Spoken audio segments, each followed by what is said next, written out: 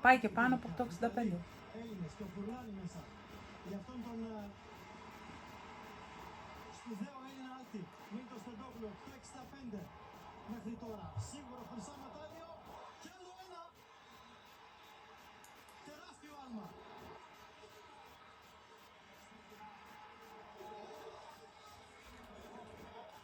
Και το Μάσκι το θέλει το 8,70. Ή το πανελλήνιο ρεκόρ που είναι 8,66.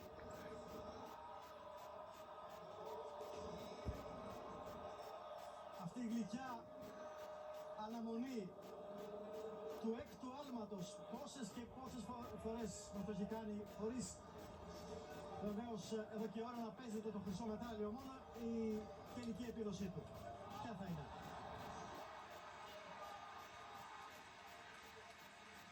Ακριβώς το ίδιο έκανε. Είναι δυνατόν? 8,65.